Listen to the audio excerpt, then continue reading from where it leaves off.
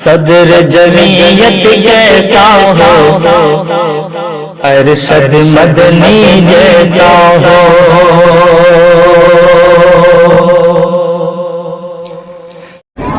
तो प्रोग्राम शुरू करने से पहले इनके लिए जोरदार तालियां बोले बजाइए।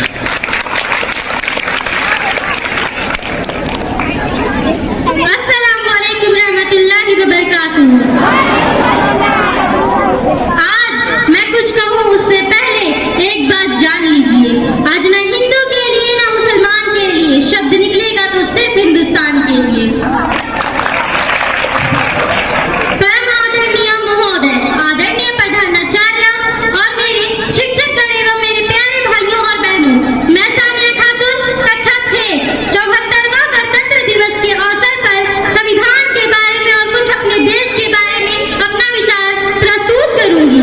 सबसे पहले मैं डॉक्टर भीमराव अंबेडकर जी का सच नमन करती हूँ कि उन्होंने महिलाओं को देश की आजादी के साथ साथ पुरुषों को गुलामी से मुक्त कराकर समानता का अधिकार दिया। हम बधाइयां देते हैं गणतंत्र दिवस पर गणतंत्र दिवस है क्या? हमारे देश के संविधान को लागू हुए 74 साल हो गए, लेकिन सबसे बड़ा प्रश्न, क्या हम अपने संविधान को लागू कर पाए हैं या नहीं? सबसे बड़ी बात, क्या हम अपने देश को बना पाए हैं या नहीं? मेरे प्यारे भाइयों सुनो, तुम्ही कल की तकदीर हो, तुम्ही कल की तस्वीर हो, तुम्ही कल की तकदीर हो, तुम्ही कल की तस्वीर हो, तुम्ही कल का भारत हो। क्योंकि जितना ही आज का युवा जागृत होगा, उतना ही कल मेरा देश मजबूत होगा। क्योंकि देश मेरा जल रहा है, आग लगी है सीने में, देश मेरा जल रहा है, आग लगी है सीने में, भूखमरा सब व्यस्त है खून गरीब का पीने में। तो राम मंदिर या बाबरी का पक्ष नहीं मैं लाई हूँ, घायल घर चीख रहा है, चीख सुनाने आई हूँ। महोदय, दर्द से तब गुजरने लगता है जब मेरी आंखों के सामने ताज, पुलवामा, छत्तीसगढ़ में शहीद हुए जवानों की सत जले शरीर के टुकड़े, रेत की टीलों से ऊपर जाते हुए लाशों के ढेर और कश्मीर की खून से सनी लाल रंग की सड़कों का दृश्य मेरे सामने आता है।